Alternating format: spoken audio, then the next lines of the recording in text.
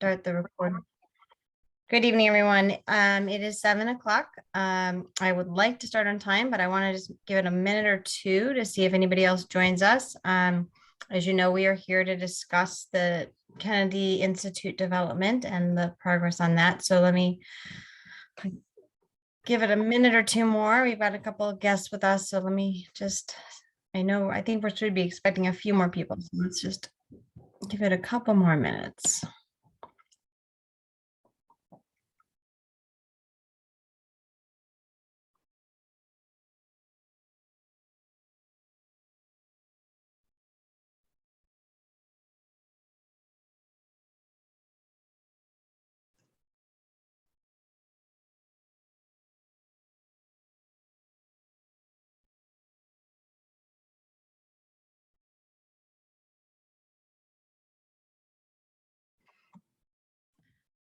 I'm guessing now that the weather is so lovely, people would rather be outside than at a meeting on Zoom. So we can go ahead and get started.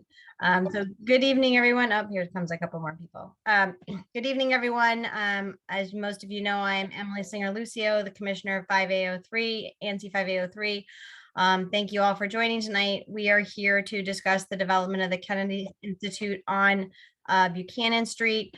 As you all, those of you who were at our last meeting last month, as you know, we did talk briefly about this as a community. We talked about some of our concerns, some of the issues we wanted to try and some of the questions we had and things we wanted to get answered.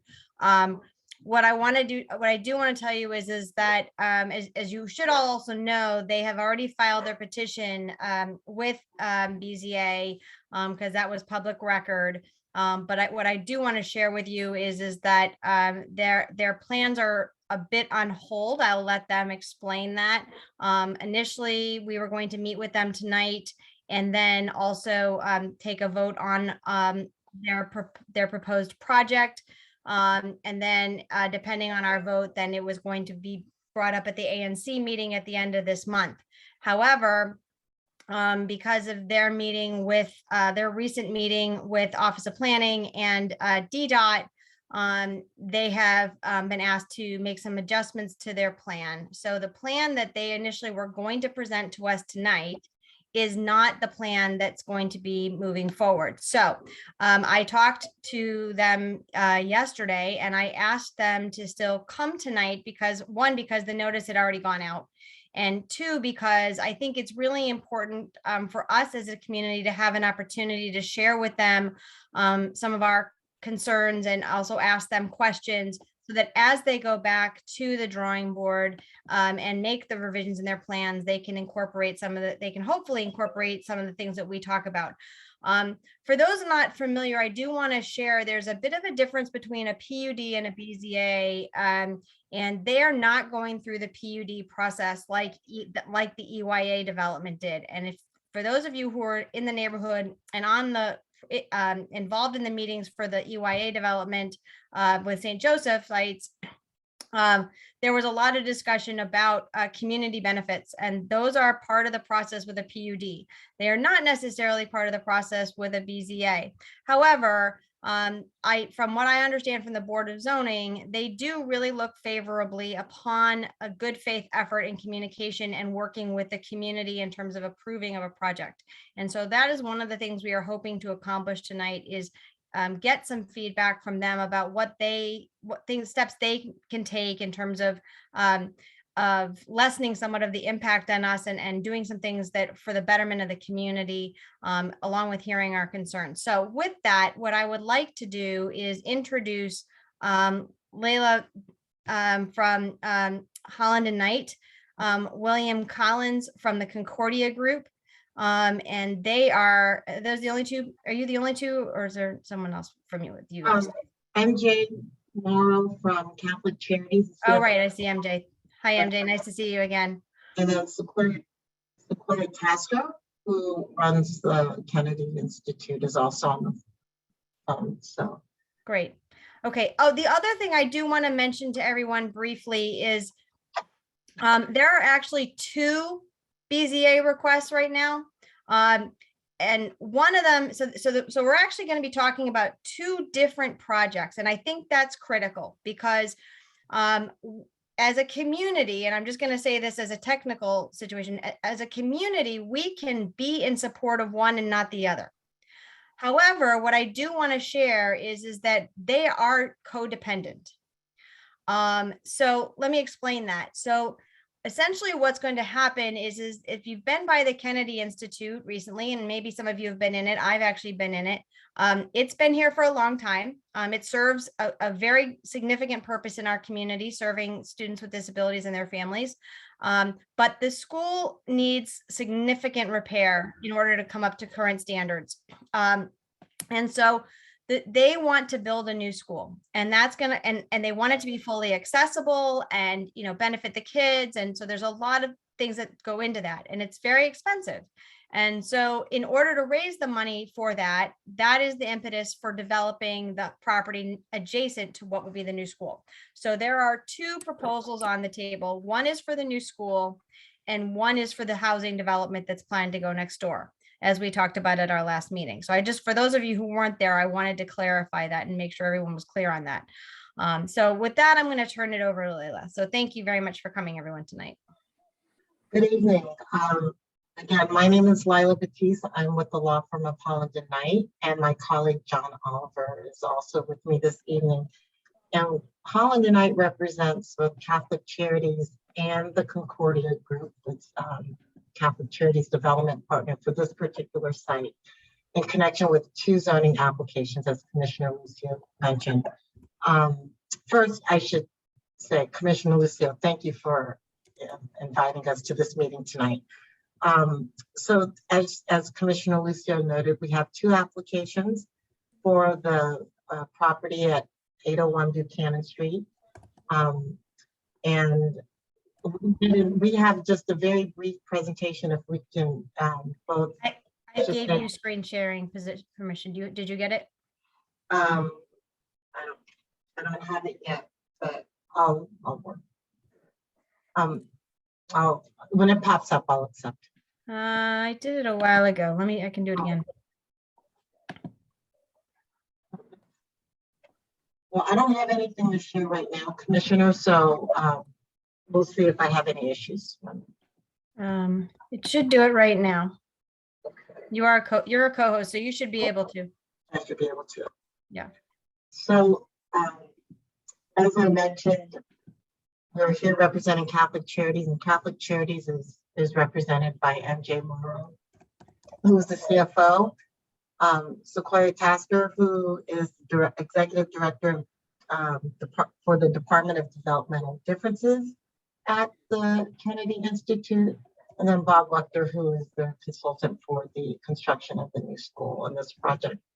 The Concordia Group is represented by Will Collins, who is the managing principal of the Concordia Group, and who will be the developer for the townhouse project that's proposed for the site. So the three of us will together give a very brief presentation on the applications and then open it up for discussions. And really, we want to hear the community's feedback and comments. So as it relates to the school site, this Catholic Charities has filed a BZA application to construct a new school on the eastern 2 acres of the Kennedy, the current Kennedy school site. So we call it 801 Buchanan. That is the entire 6.7 acres. Catholic Charities is looking to construct a new school on just the eastern 2 acres. That will be a 2-story building that will serve the same student population, the same number of students, and will operate the school consistent with the historical operations of the existing facility. The Concordia Group has filed a separate application on the balance of the property, which is 4.7 acres, where they're looking to get approval for the construction of 81 townhomes. As Commissioner Lucio said, the applications have already been filed. We filed them on April 4th, and we expect a public hearing at the end of July. Right now, we've requested a hearing for July 27th, but that we hope that gives us a lot of time between now and the end of the summer really to work with the community, meet with you after we come back with revised plans, and then again address any comments or concerns before presenting to the full ANC and the public hearing before the Board of Zoning Adjustment. Commissioner Lucio also did a really good job of kind of distinguishing this application from a PUD, which I know many in the community are familiar with. I will just say, generally speaking, there are 4 types of zoning applications. There's a rezoning, which is considered by the zoning commission, where you change the zoning on the property from one zoning district to another. Then you have the PUDs, which many of you are familiar with for larger development projects. Then and both the rezonings and PUDs are heard by the zoning commission. And then you also have a variance, which is the type of zoning approval that's heard by the Board of Zoning Adjustment. And then a special exception, which is also heard by the Board of Zoning Adjustment. Of the 4 applications that I've mentioned, special exception applications have the lowest bar for approval, like the standard of review is the least stringent. Because for a special exception applications, the use that's being proposed on the site is already deemed to be an appropriate use. The purpose of the public hearing for a special exception application is really for the Board of Zoning Adjustment to consider any impacts from the proposed development, and then consider, conditions that address or mitigate the impacts. So for the Kennedy School and the townhouse community, both of those uses are permitted as special exceptions on this property. The property is zoned RA1. So again, they're deemed appropriate. So as we go through this process and go through it with not just the BZA, but the Office of Planning, and as we do our analysis, we're looking to evaluate the impacts of the proposed uses and ways to mitigate the impacts. And so for the school use, the impacts, really, there are no new adverse impacts, right? The school's been there for 5 decades. We're replacing the existing school with a new building, but we're not increasing the number of students. We're not changing the operations. It's essentially staying the way it's been operating on the property. For the townhouse community, in one respect, people say, well, you're bringing 81 new townhomes where there is no residential development before. And that is true. But again, the property is already zoned RA1. And RA1 is a residential apartment zoning district. And so when we do our analysis of the impacts of what's being proposed, and when the Office of Planning and the Board of Zoning Adjustment looks at the impacts from the townhouse development, they're going to analyze the impacts based on what they're going to look at what's being proposed against what's allowed under the existing RA1 zoning. And so I'm going to share my screen, commissioners. I shouldn't have any issue doing it. I can find my cursor.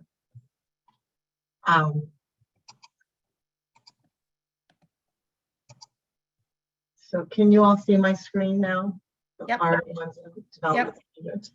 Okay, so we look at the townhouse development against what can be constructed on the RA1 zone. Again, on the left side of the screen, the permitted, required as a matter of right column lists all of the requirements for the RA1 zone project that's being constructed. We call it as a matter of right, but that means no public hearing is required. And then on the left is what the development standards that are being proposed for the townhome development. And I'm not going to read through every column. I'm going to highlight just a couple of things. One is the density. So the RA1 zone permits a maximum density of 1.08 FAR with inclusionary zoning, which is the type of project that we're proposing, and which at that density would yield 298 apartment units. So we are we're doing our analysis of impacts for our development, 81 townhomes, against what could be developed as a matter of right on the property under the existing RA1 zoning. So clearly the townhome community is less intense than what would be permitted as a matter of right. We do generate parking, right, more vehicular trips, but our parking will be mitigated by the parking spaces that are provided, both with the garages and the driveways for each of the townhomes in the community. And then finally, from the really just a planning perspective, the redevelopment of the site really reflects sound urban planning principles in that we're redeveloping it. It's an infill development of a currently underutilized site. So, so I would just encourage the community, as you guys hear the rest of the presentation tonight, I encourage you to consider the application in this context, because it's really the context that the Office of Planning and the Board of Zoning Adjustment will review the application, and it's how we will continue as we have to do our analysis for the district. This is the context in which we will do it. And so I will stop there. I'm going to stop sharing, and I'm going to turn it over now to MJ to speak as a representative on behalf of Catholic Charities. But I see there's a question. I'm gonna hold, Layla, I'm gonna hold off on questions until all the presentations are done. Okay, great. Okay, thanks. Thanks. Hi, I'm MJ Marr, the CFO at Catholic Charities, and with me is Sequoia Tasker, our Executive Director of our Department of Developmental Differences. And Sequoia, actually runs the department that covers the school and the Child Development Center that are located at our site on Buchanan Street. As Lila has outlined, what's given rise to this is that our building is functionally obsolete, and yet we want to continue to serve the very special populations that we serve on that site. And so we have, for my 10 years with my 10 plus years with the organization, looked for ways to finance and find a site. Candidly, we looked all over to find alternative sites with just an outright sale of the existing site. Finally came up with a plan, and were able to identify a wonderful partner in Concordia, where they will allow us to continue to operate in our existing building while we build a new facility on the east end of the property. And then once we move and begin operating in the new site, they will take control of the remaining portion of the site and demolish and build the townhouses, so that it's really a phased process. Because one of the things we learned is, given our very special population, a lot of the things people do when they want to renovate an existing building is move into temporary space or go into trailers. But the population we serve, those were not options. The more we studied it, the more we looked at it, we realized that our students, our young people have very special needs, and that we really could not go through those alternatives that other schools might do. And so that we really had to be able to operate and then move into a new facility in a staged process. And so that's what we're really proposing here, with the money from the sale of the portion of the land, paying the majority of the cost, or a significant portion of the cost, to build the new facility. It won't cover all of it, but we have to go out and raise the rest of that money from other sources. But it is going to provide a significant portion of that. Sequoia, is there anything you would like to say?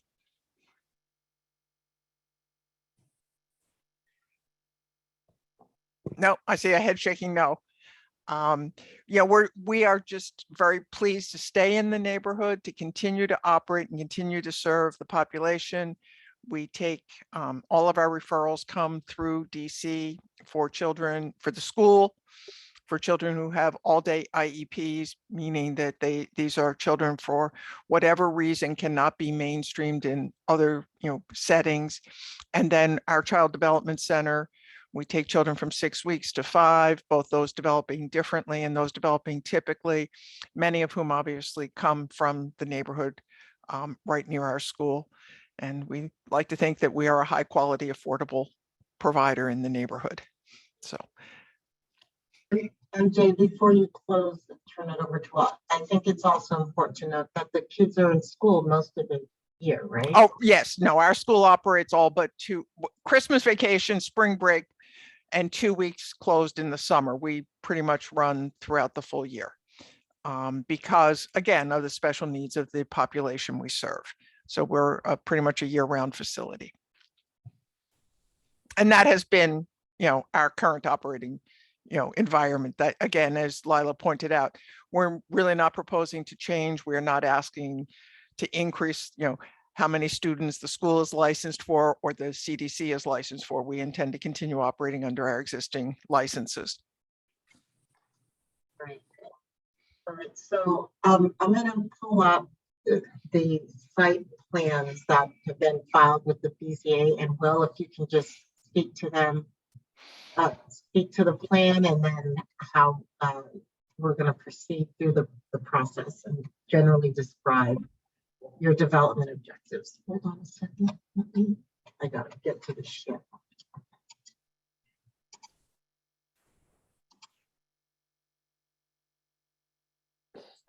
Yes, good evening. My name is Will Collins with the Concordia Group. Can everyone hear me clearly? Yes, thank you, Will.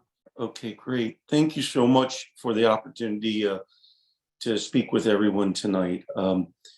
When we were fortunate enough to go through the process and working with Catholic Charities, we, I think Catholic Charities has been, they do wonderful work throughout the city. They've been a good neighbor. And I think as we developed this plan, it was really a huge emphasis on them to continue to be a good neighbor within the community.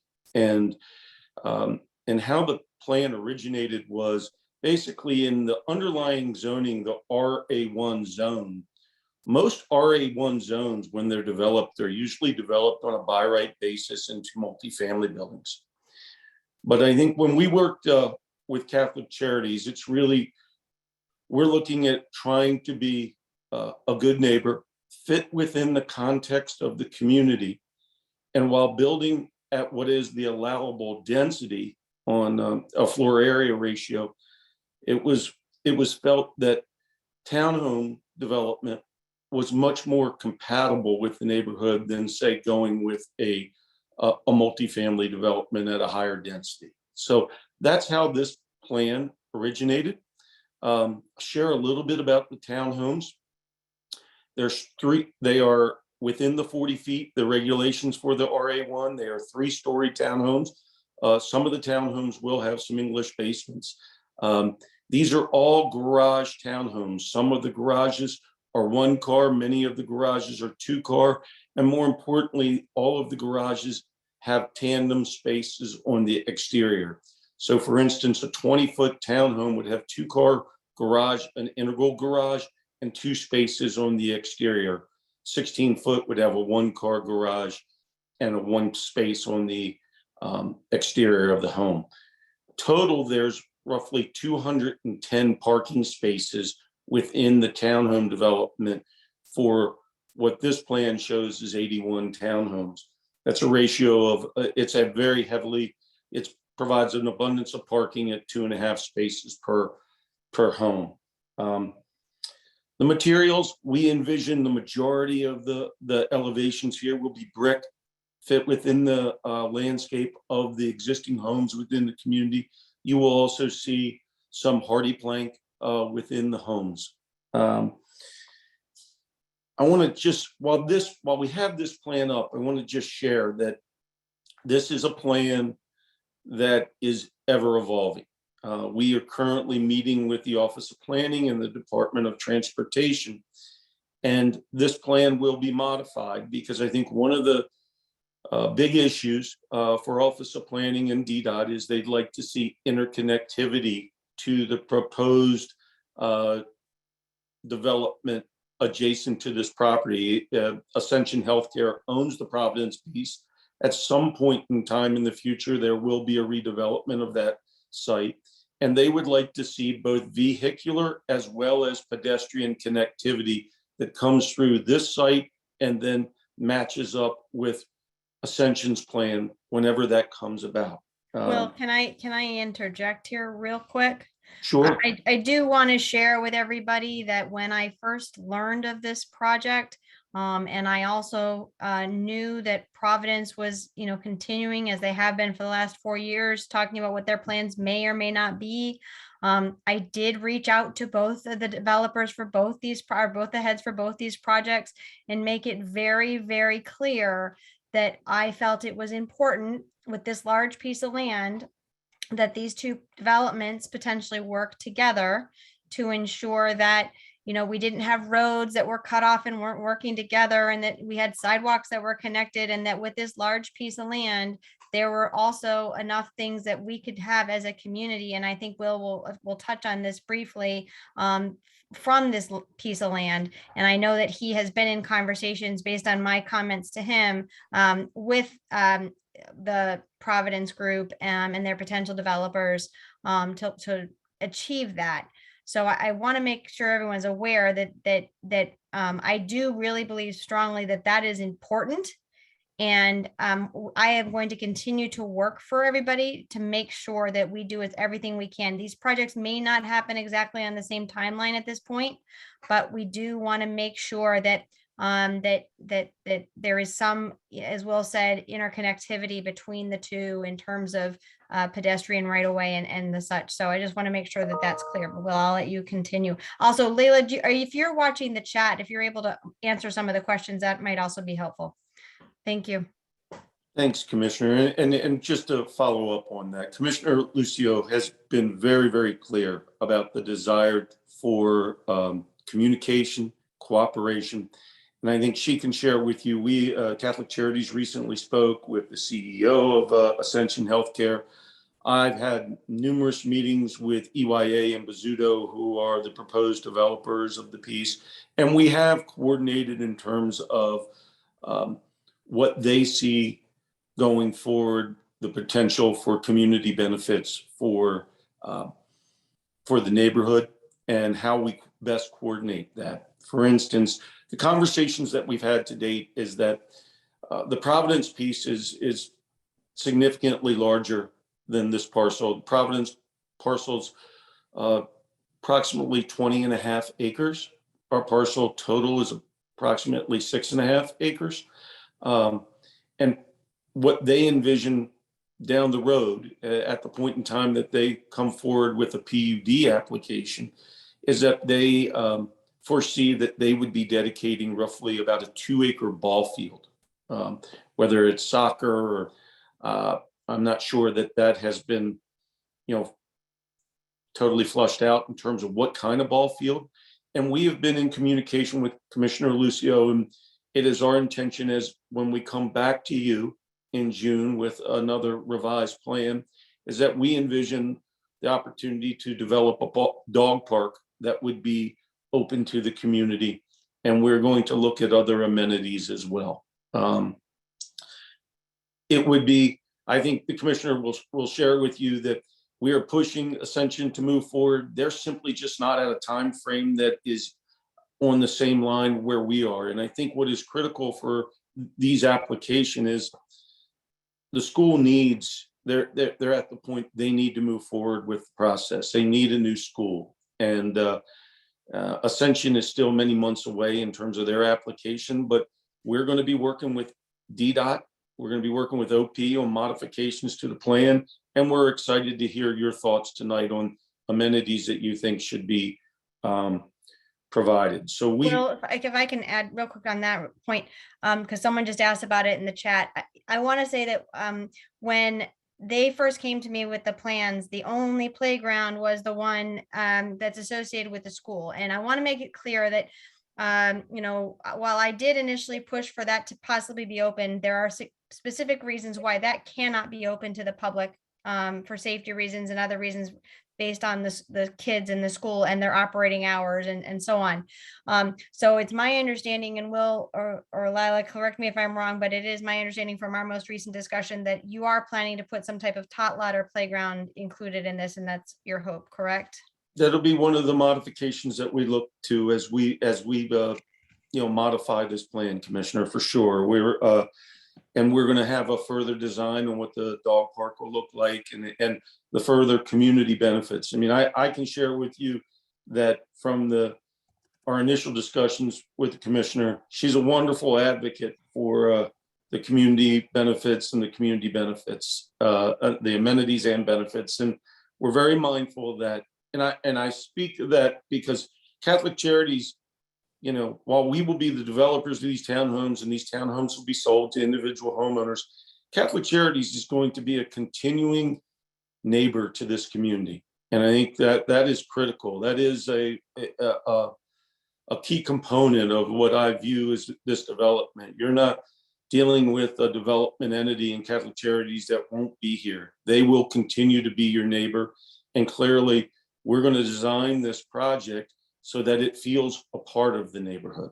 And I think that's a really important feature in this. Our hope is that we will work with OP and DDOT over the next 2 weeks, and that we will have the opportunity to come back before you, say in a 2 to 3 week time frame, and then we will come back to the larger ANC on June 22nd, recognizing that we have deferred our BZA hearing into July.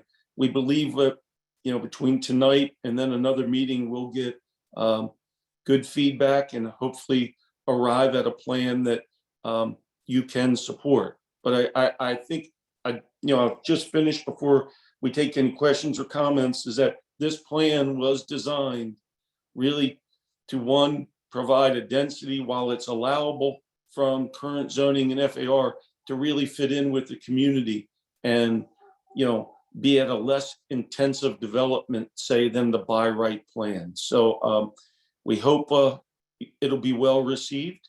I think the other thing I do want to mention, when you do a project this size, you're required to have 10% of those homes will be a part of the inclusionary zoning program in the district.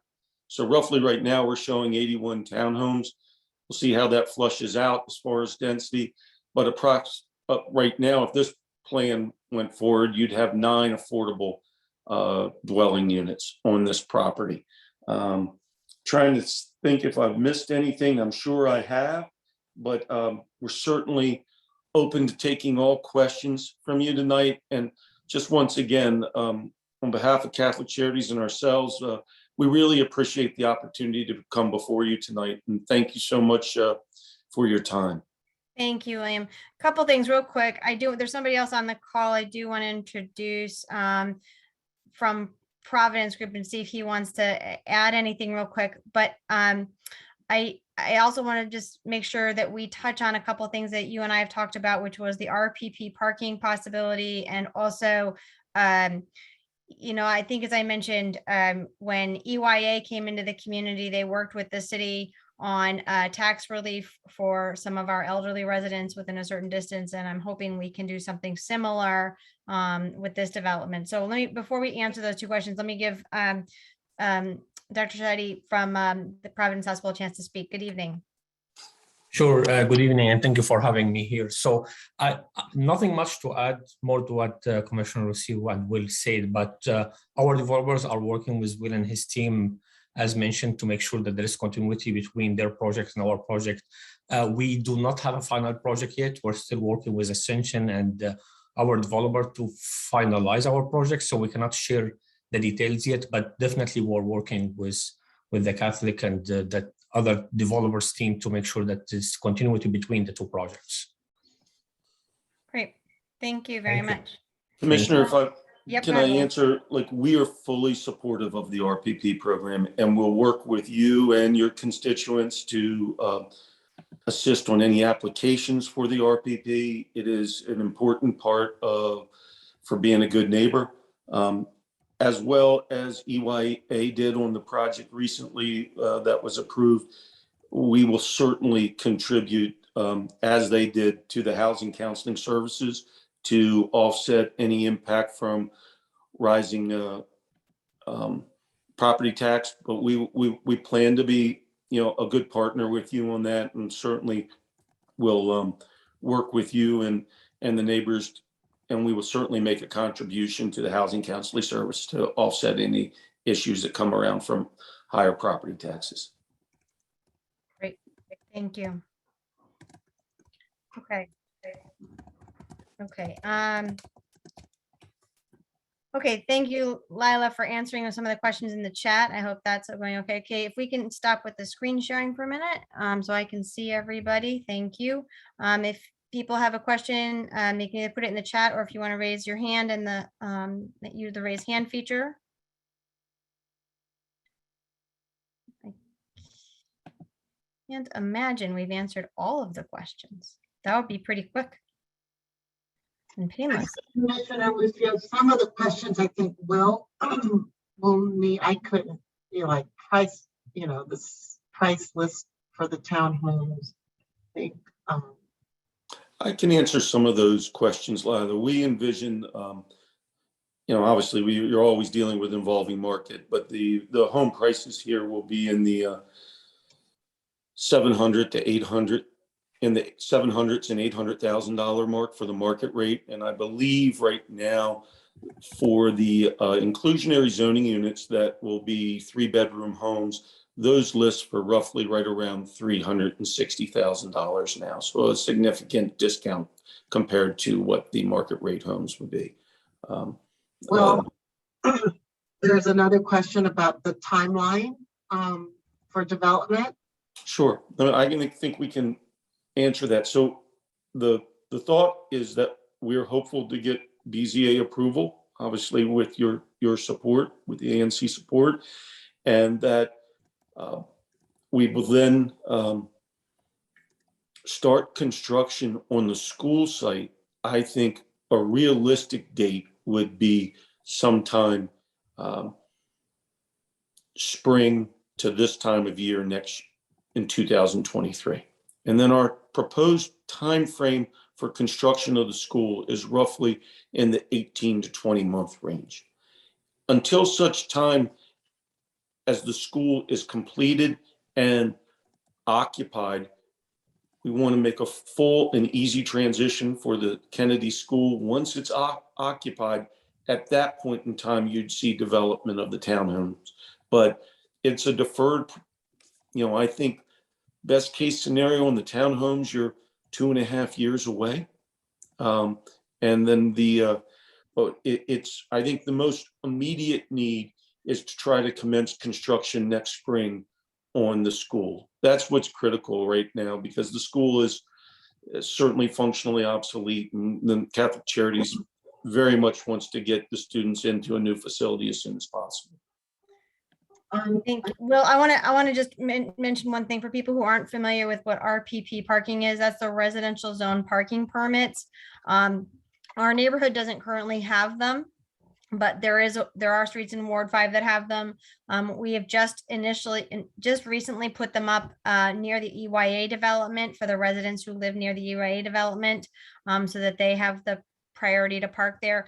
I am going to just share that RPP parking does come with a slight cost to it, and the DC government did raise those rates this past year. It's, so it goes up incrementally for more than one car. So I just wanted to let you know that. You're welcome to go on the DC RPP website and you can see the rates.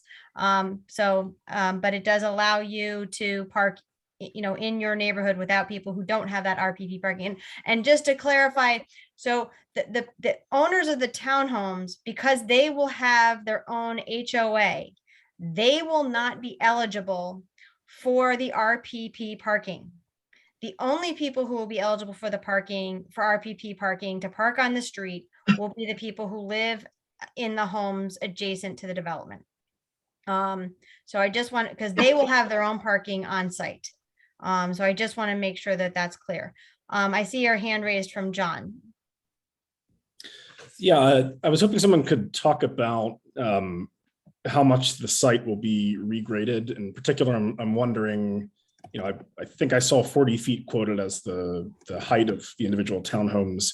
I'm wondering sort of what the starting point is for that 40 feet on the row facing Buchanan Street. Are these going to, be starting at 20 feet above street level or 10 feet or close to street level? What's the story there? Yeah, as you know, there's a significant grade from Current Street of Buchanan up to the school. We do envision a significant cut of earthwork. The homes will not sit at the elevation of the school. It'll be dramatically less. So there's a lot of cut fill that goes on this property. I could, as we get further into, and I'm going to list this question, I'll be able to give you an exact grade on our next time we get together, I think. But please know there is a significant cut. As you know, the site rises dramatically. So that we have a good bit of cut fill there. So I can, hopefully next time we get together, I can provide you an exact elevation. Thank you for the question. Commissioner Lucio, there was a question in the chat. I think MJ may be the person to answer it. Question was, well, I understand the need to upgrade the school. Why is there a need for an entire housing community? And so, MJ, maybe you can explain how the two are related. Right. Catholic Charities is a not-for-profit. We are not a, we're not a district school. We don't, raise our money that way. We raise it, basically from grants, contracts, and philanthropy.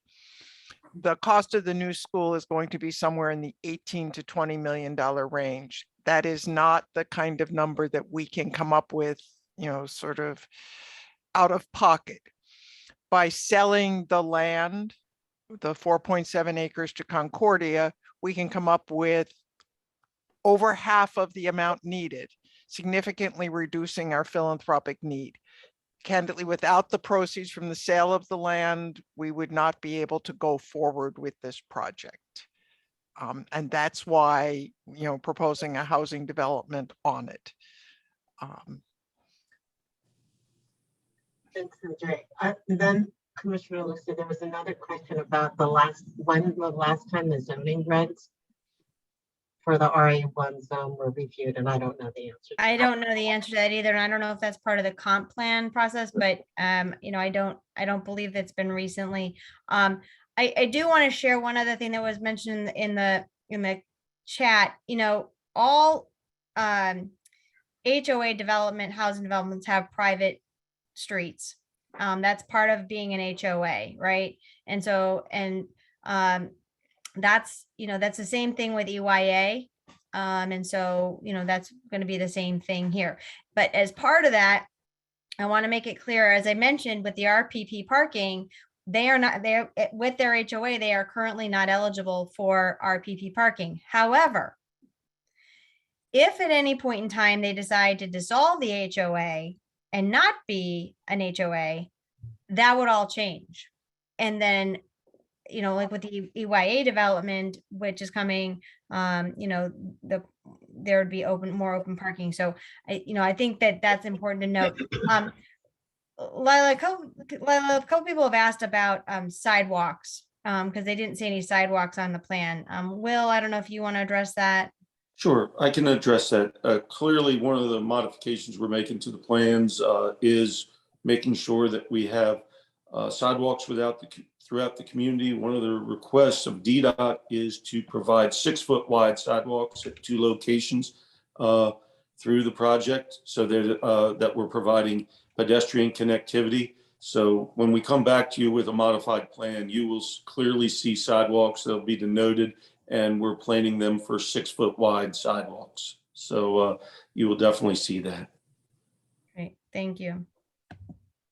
Commissioner, I saw one of the questions was about maintenance of the dog park. And clearly, while the property will be within the HOA budget, there would be maintenance of all landscaping and as well as amenities. So the HOA would be responsible on an annual basis for all maintenance of whatever community, shared community amenities will be the responsible of the HOA. And I think just to further the comment you made about the playground is because of ours, the playground that's on the school is because of ours, the uniqueness of the student population with special needs and the fact of liability to Catholic Charities. That's why that playground is not available. But we plan to have our amenities will be open to all the community and all the neighbors. This is not a gated community. We are trying to fit within the fabric of the community, and these amenities, whatever they may be, end up to be, will be shared with all the neighbors. Grace has a question.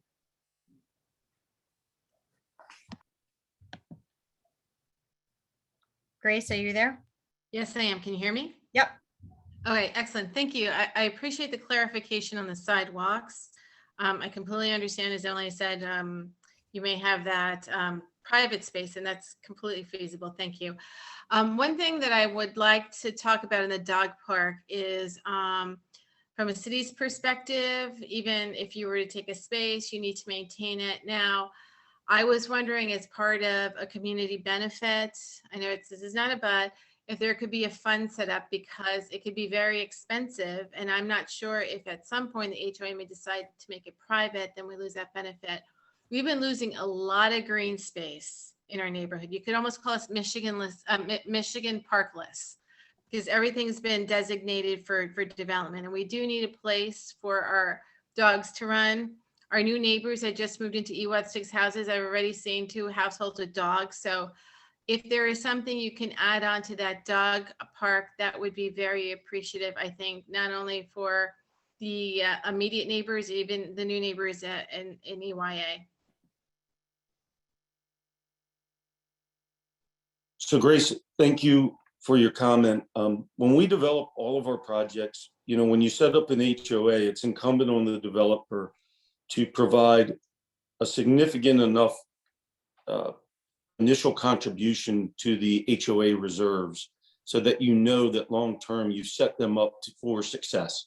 So all the projects that we do, we make sure that we provide ample funding right up front so that they have reserve funds that will build upon over years.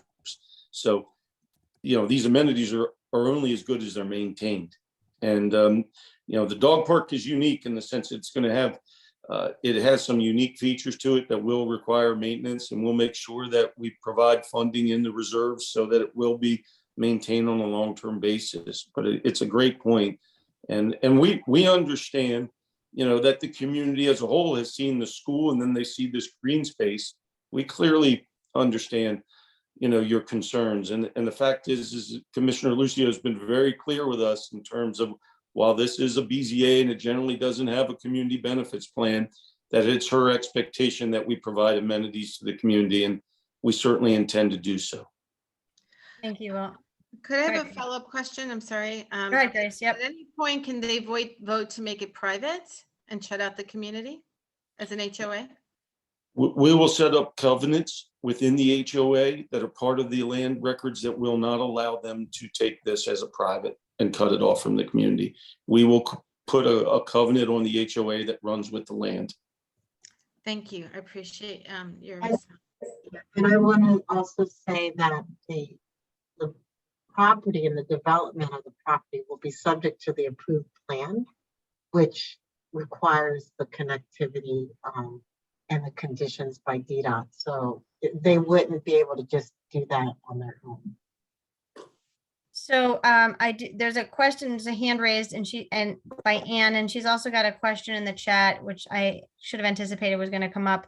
Anne lives over on the other side of Providence Hospital, over sort of by Varnum and 10th Street. And it's my understanding, if I'm correct, that there is no plan to cut 10th Street through at this point, correct? That is correct. Okay. Anne, go ahead and ask your question. So thank you for addressing my question in the chat, Emily. It wasn't really specifically related to cutting 10th Street through. That's a terrifying idea, but thank you for raising that. Regarding Grace's question about green space, I absolutely agree that we are losing a ton of green space in this neighborhood and in Brooklyn and in surrounding neighborhoods. Can you talk a little bit about the climate impacts of adding in this infill housing and how you plan on addressing or mitigating those?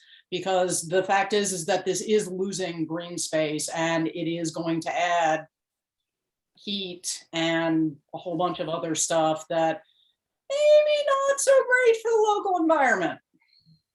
I'll take my answer offline. I don't think we're prepared to address that on this call. And I don't know, Will, I don't know what you do as part of your EIFS study. You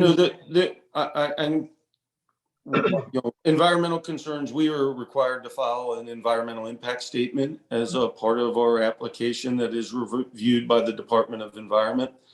And then one of the things that we've done in all of our developments is that all the homes that we've built them under an Energy Star classification so that they are energy efficient. I think those are the things that we do that are above the requirements. But, you know, we will be filing an environmental impact statement that will be a matter of public record that we're happy to share at the time that it's processed through the city. Thank you, I appreciate that.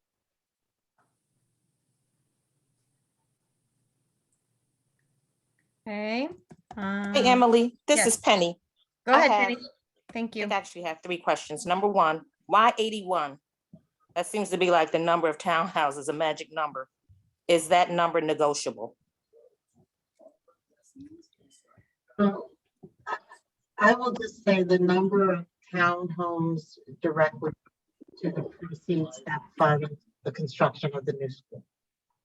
Yeah, and let me just add on that, Penny. I've asked that question a number of times, and what I've been told is that the cost of the school, and I think was mentioned earlier from MJ, is the cost of the school is going to be more than the cost than the sale of the land for the townhomes, and that the school is still going to have to raise money in order to be functionally, you know, soluble, right? So it's my understanding that there is no way to negotiate that, unfortunately. I mean, you know, Will, you can address that if you can, but it's my understanding that that's not something we can do. So instead, what we are trying to do is mitigate that some of that by things like the dog park and the sports field and the tot lot and things like that, so that we can at least save some green space and have some things that are for the community.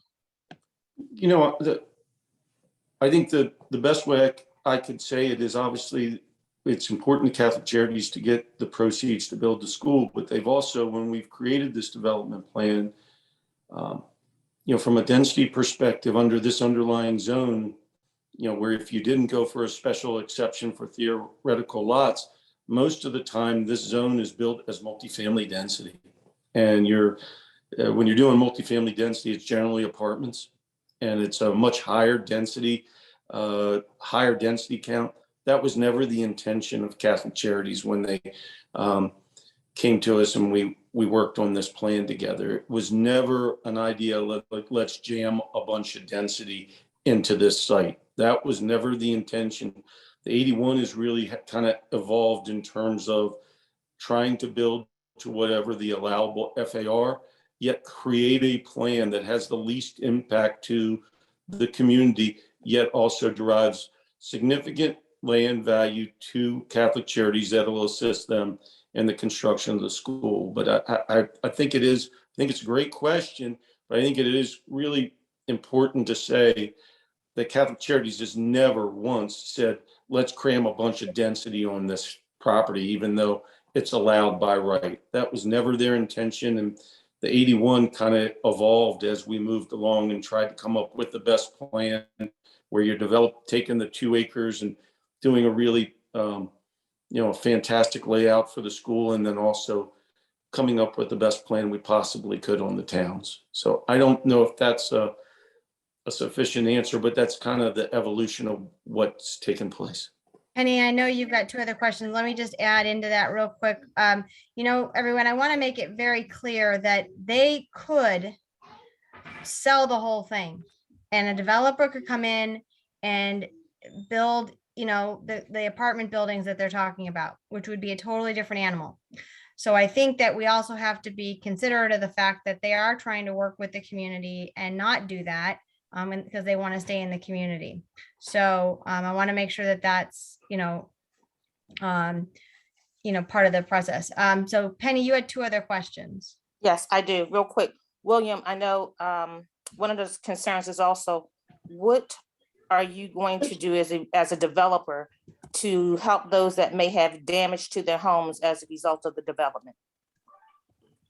Well, Penny, it is my hope that we are a very responsible developer. We have a long history of developing. I think we're one of the larger developers in Ward 5, and I can't think of a single instance where we've damaged anyone's property. So it's every intention to move forward with this project, and we certainly don't want to damage anyone's home. I know it's not intentional, but these are older homes, and it happened as a result of the project on 12th Street.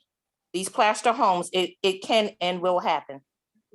Well, all I can share with you is that we've done significant geotechnical tests on the site. The site has not had any unique features such as clay or any soils that offer a high degree of plasticity that you would have concerns about structural stability. And clearly, as you know, we're going to have significant sediment and erosion control measures that we'll use when both sites are developed, both the school as well as the townhomes. And I can share with you that we've not damaged any homes before, and I'm going to work diligently, and I can assure you Catholic Charities will as well. We do not intend to have any damage to anyone's home. So, well, I think one thing that might be helpful here is to potentially offer, if you're able to come do some initial inspection of homes, and then pre and post sort of inspection to see, so we can determine if there has been any damage, and then have sort of a line of connectivity between myself and you and the neighbors in the event that there is some potential damage, and then what remedies you're going to take to do that. Understood. We certainly will work with you, Commissioner. Whatever it is gives folks peace of mind, but I just share with you, certainly it is our hope that we develop in a very responsible manner and do not cause any damage to anyone's home, but we'll certainly work with you on that. Okay, so Will, I think one thing I'd like to ask before you all come back to our next meeting is potentially work on a plan of what you guys can and will be able to do in regard to that issue.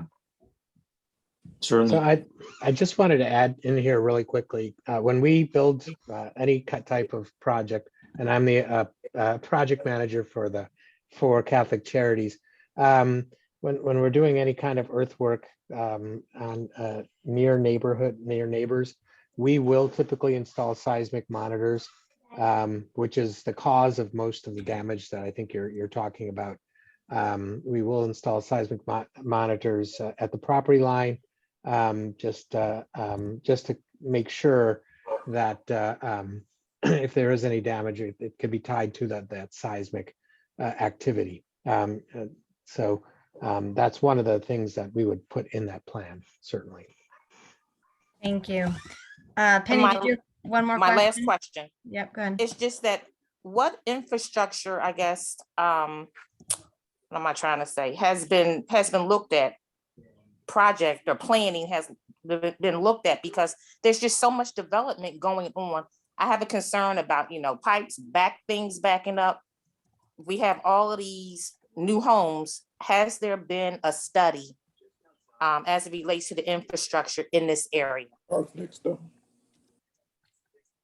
In terms of study, what we have looked at is from an adequate public facility standpoint and I'll speak on a couple issues is that both the school site as well as the townhomes will be required to put in our own infrastructure for stormwater management.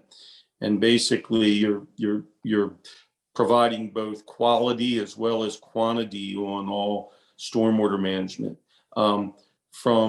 There are adequate water lines in Buchanan, and there are adequate outfall for sanitary sewer.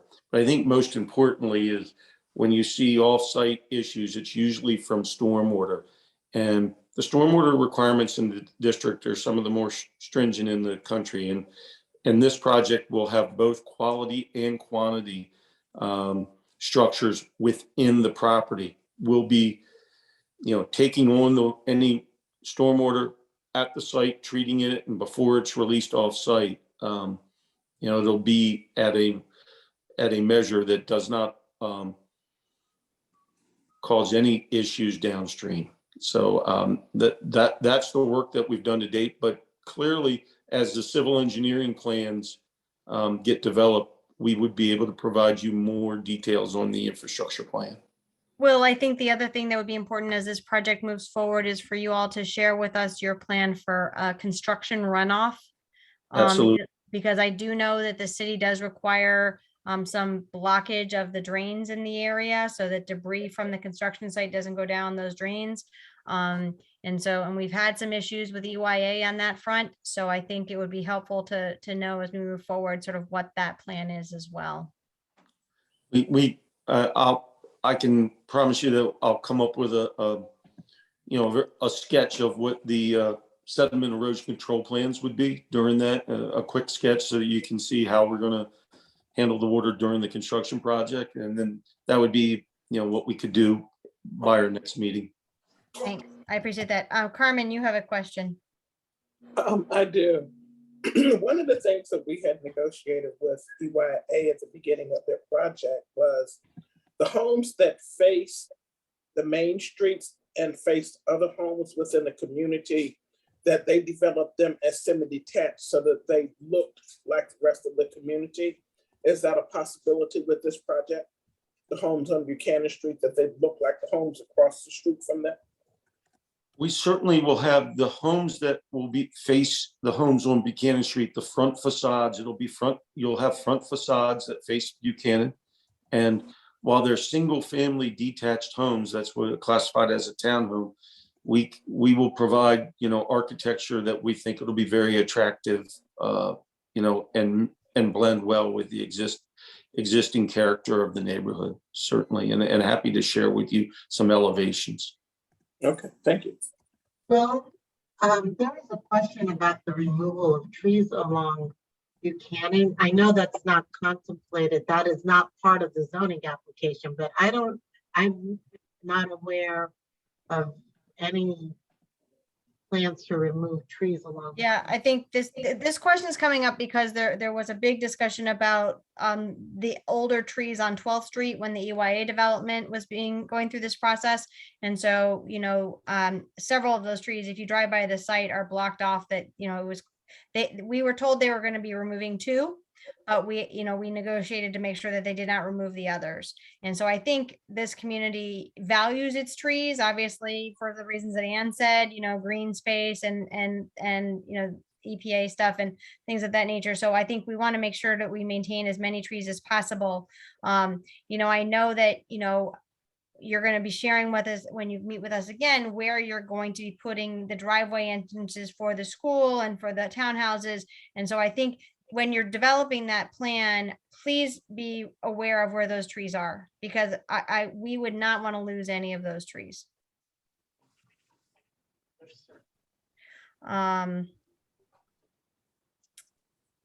Okay. Other questions?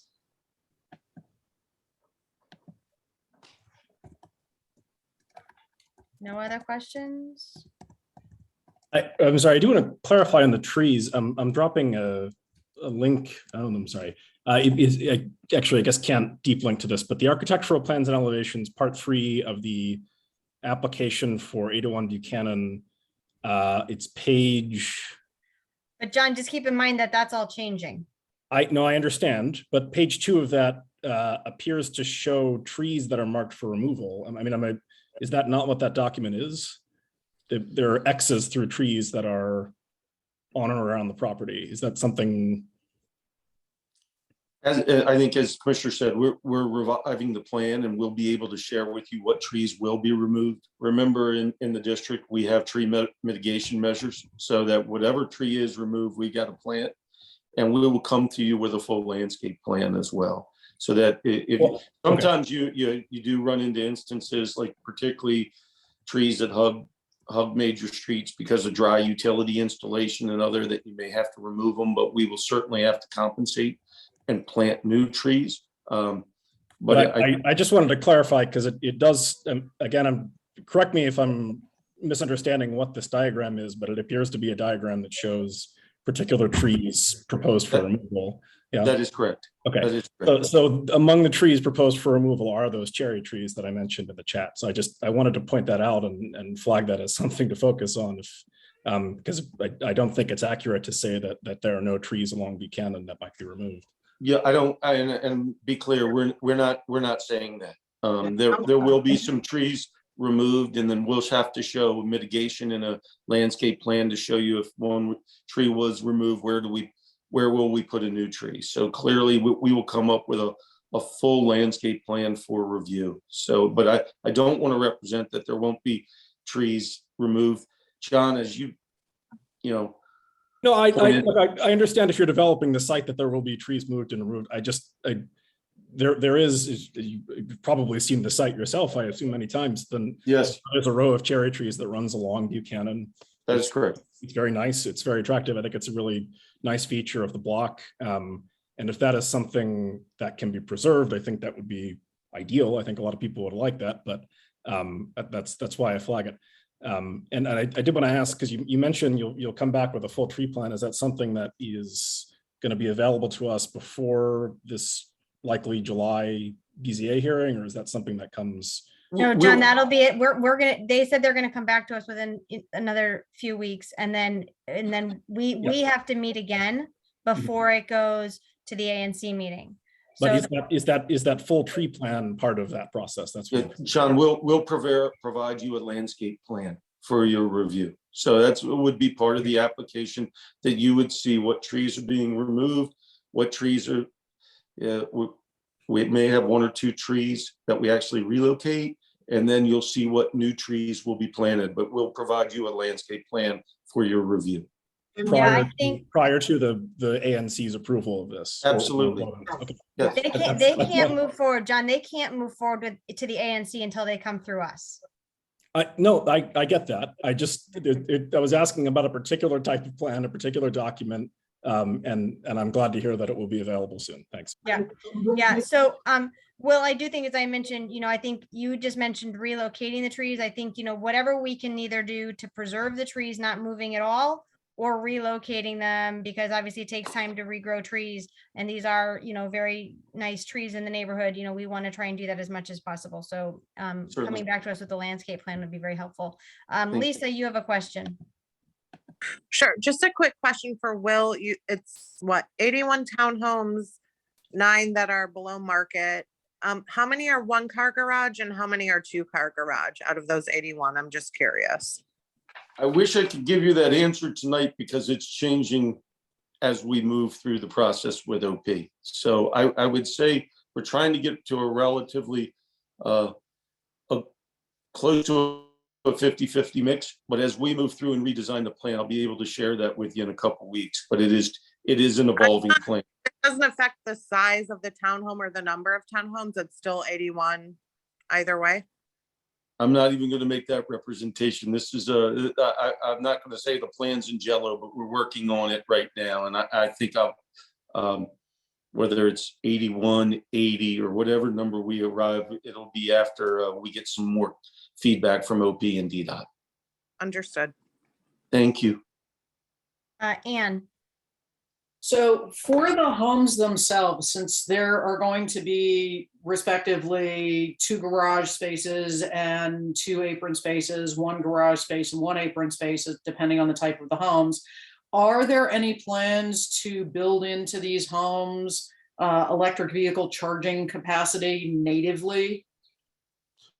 What we've been doing on our new construction projects is making sure that we provide available, so we provide the infrastructure of the house available so it has the capacity that if someone wants to come in and let's say they have an electric charge, they are able to put that within, that we provide them enough electric capacity within the house to put in electric chargers. So we're doing that on all our homes right now because it's a critical function. And what we'll generally do is we provide that infrastructure and then the individual homeowner kind of determines whether they're going to go ahead and take the next step and put the electric chargers in the garage.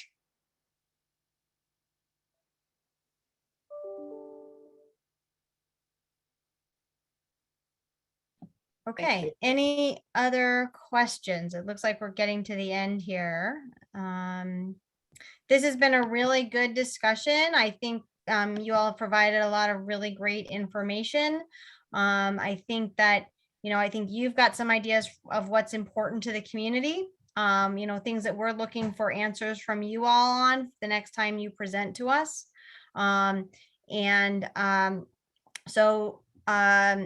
Going forward, what we will do is I will notify everybody when they are ready to come back to us.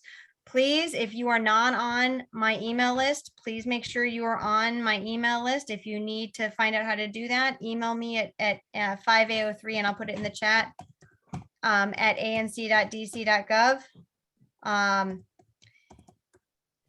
That's my email address and you can email me at any time. I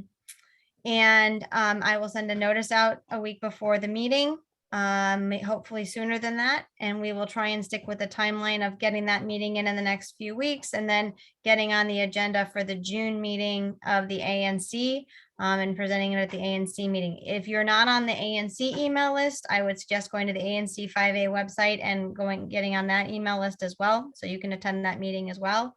And if you've got questions or hear their presentation again. Any other questions for our presenters tonight?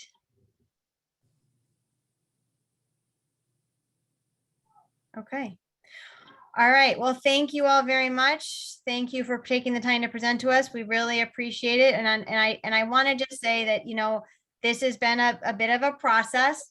As it's been stated several times, I do appreciate the fact that they've come back to us and me and have listened to our concerns and are trying to address those. And I do appreciate that effort. So thank you all very much. Enjoy the rest of your evening. Thank you for your time. Really appreciate everyone's time this evening. Thank you. Take care.